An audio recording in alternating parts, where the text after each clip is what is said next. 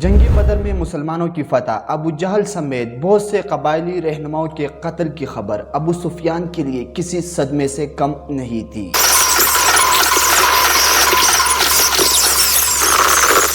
تو غزوہ بدر میں شکست کا بدلہ لینے کے لیے ابو سفیان ایک اور جنگ کی منصوبہ بندی کرنے میں مصروف ہو گئے۔ ابو سفیان نے 3000 افراد پر مشتمل ایک لشکر تیار کر لیا، جن کے پاس 3000 اونٹ اور 200 گھوڑے تھے۔ اس لشکر میں قریش اپنے ساتھ 15 خواتین بھی لائی تھی، جن کو ابو سفیان کی بیوی ہند لیڈ کر رہی تھی، اور ان کو لانے کا مقصد یہ تھا کہ یہ عورتیں جنگی اشعار پڑھ کر اپنے نوجوانوں کا حوصلہ بڑھائے گی۔ جب ابو سفیان کی یہ فوج مکہ سے مدینہ کی طرف روانہ ہوئی تو اس وقت حضرت عباس رضی اللہ تعالیٰ عنہ مکہ میں موجود تھے۔ انہوں نے امیڈیٹلی ایک قاصد کو خط دے کر بھیجا کہ وہ جلدی پہنچ کر نبی کریم صلی اللہ علیہ وآلہ وسلم کو سچویشن سے آگاہ کرے۔ وہ قاصد خفیہ راستوں سے ہوتا ہوا آپ صلی اللہ علیہ وآلہ وسلم کے پاس مدینہ منورہ پہنچا۔ آپ صلی اللہ علیہ وآلہ وسلم نے لشکر قریش کے حالات معلوم کرنے کے لیے دو انصار صحابی حضرت انس اور حضرت مونس رضی اللہ تعالیٰ عنہ کو بھیجا۔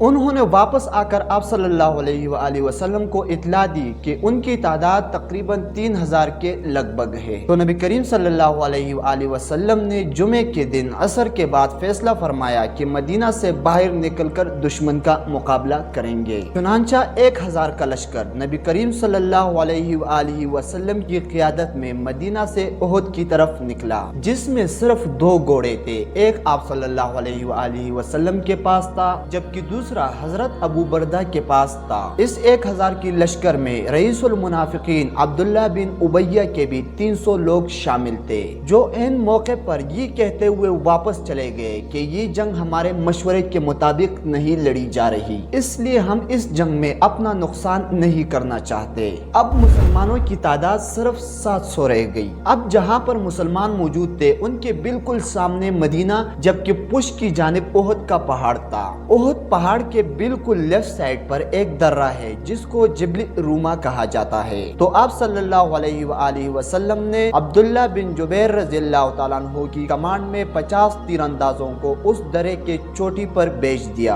اور انہیں حکم دیا کہ آپ لوگوں نے کسی صورت اپنی جگہ سے نہیں ہلنا، چاہے پرندے ہمیں نوچ کر کھا لے یا چاہے مسلمان جیت جائے، آپ لوگوں نے اپنی جگہ سے نہیں ہلنا۔ اس کا مقصد یہ تھا اگر کفار کی فوج پہاڑ کے پیچھے سے مسلمانوں پر حملہ کرنے کی کوشش کرے تو یہ تیر انداز اس حملے کو روک سکے۔ کفار کی فوج بھی میدان احد میں پہنچ چکی تھی۔ اس میں دائیں جانب کی کمان خالد بن ولید، جبکہ بائیں جانب کی کمان اکرمہ ابن ابو جہل کے پاس تھی۔ 23 مارچ 625 عیسوی دوپہر کا ٹائم تھا۔ آپ صلی اللہ علیہ وآلہ وسلم گھوڑے پر سوار تھے اور اپنی فوج کا جائزہ لے رہے تھے۔ اسی دوران طلحہ بن ابی طلحہ کفار کی لشکر سے نکلا اور مسلمانوں کو للکارنے لگا۔ تو اس کے مقابلے کے لیے حضرت علی رضی اللہ تعالیٰ عنہ میدان میں اترے اور اس کو قتل کر دیا۔ تو مسلمان صفوں سے اللہ اکبر کی صدا بلند ہو گئی۔ طلحہ بن ابی طلحہ کا بھائی عثمان بن ابی طلحہ حضرت علی رضی اللہ تعالیٰ عنہ پر حملہ کرنے کے لیے کفار کی صفوں سے بھاگ کر آیا۔ اس سے پہلے کہ وہ حضرت علی رضی اللہ تعالیٰ عنہ تک پہنچ پاتا، حضرت حمزہ رضی اللہ تعالیٰ عنہ نے اس پر حملہ کر کے اس کا سر تن سے الگ کر دیا۔ کفار کی صفوں سے مزید 3 آدمیوں نے حضرت حمزہ رضی اللہ تعالیٰ عنہ پر حملہ کر دیا۔ آپ نے ایک کے بعد ایک کا سر تن سے الگ کر دیا اور تینوں کو جہنم واصل کر دیا۔ پھر اس کے بعد ایک عمومی جنگ شروع ہو گئی اور افراتفری مچ گئی۔ جیسے ہی کفار کی فوج مسلمانوں کی طرف بڑھنے لگی تو ابو دجانہ رضی اللہ تعالیٰ عنہ نے مسلمانوں تک پہنچنے سے پہلے دشمن کی صفوں کو ایسے کاٹ لیا کہ زمین پر لاشوں کی ڈھیر لگ گئی۔ ابتدائی گھنٹوں میں مسلمانوں نے کفار کے 11 موسٹ پاورفل لیڈروں کا صفایا کر دیا تھا۔ حضرت ابو دجانہ رضی اللہ تعالیٰ عنہ اور حضرت حمزہ رضی اللہ تعالیٰ عنہ نے بڑی بہادری بہادری سے جنگ لڑ کر مسلم عسکری تاریخ میں ایک مثال قائم کر دی۔ حضرت حمزہ رضی اللہ تعالیٰ عنہ جس جانب نکلتے تھے دشمن کی صفیں الٹ دیتے تھے۔ آپ میں یہ کوالٹی تھی کہ آپ دونوں ہاتھوں میں تلوار لے کر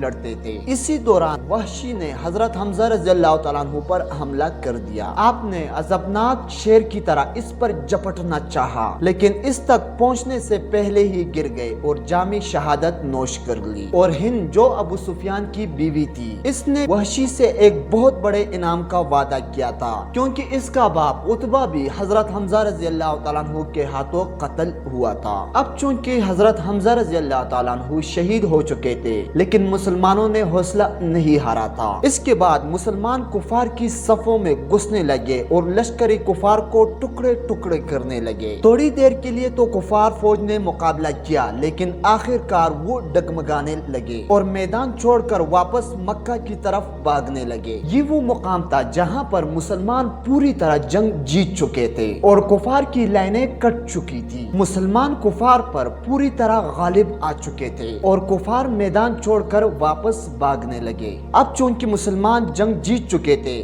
تو درے پر موجود تیر اندازوں میں سے زیادہ تر نیچے اتر کر مالی غنیمت اکٹھی کرنے لگے۔ And yes this was the game changer point. خالد بن ولید کا گھڑ سوار دستہ جس نے ابھی تک جنگ میں حصہ نہیں لیا تھا اور کسی خاص موقع کے انتظار میں تھا، تو جب خالد بن ولید نے دیکھا کہ پہاڑی پر موجود زیادہ تر صحابہ کرام بھی لوٹ مار میں شامل ہو گئے اور صرف چند ایک باقی رہ گئے، تو خالد بن ولید نے اس چوٹی پر جس پر صرف 11 صحابہ کرام موجود تھے حملہ کر دیا اور سب کو شہید کر دیا اور پہاڑ کی پشت سے ان مسلمانوں پر حملہ آور ہو گئے جو مالی غنیمت اکٹھا کرنے میں مصروف تھے۔ اب چونکہ مسلمانوں کا رخ خالد بن ولید کی لشکر کی طرف تھا تو جو کفار میدان چھوڑ کر بھاگ گئے تھے انہوں نے دوبارہ مسلمانوں پر پیچھے سے حملہ کر دیا۔ اب چونکہ مسلمان کفار فوج کے درمیان میں پھنس چکی تھی اور کئی صحابہ کرام شہید ہو رہے تھے، اسی افراتفری میں مصعب بن عمیر رضی اللہ تعالیٰ عنہ جو آپ صلی اللہ علیہ وآلہ وسلم کے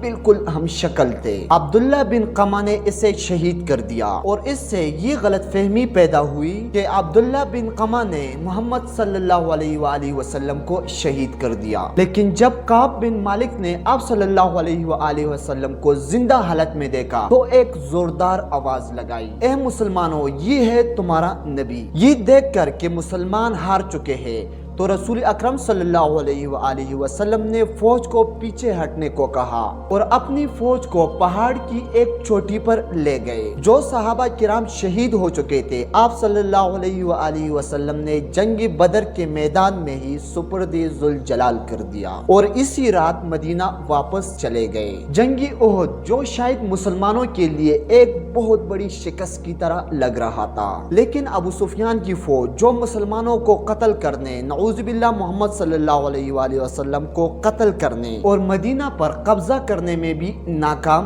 رہی۔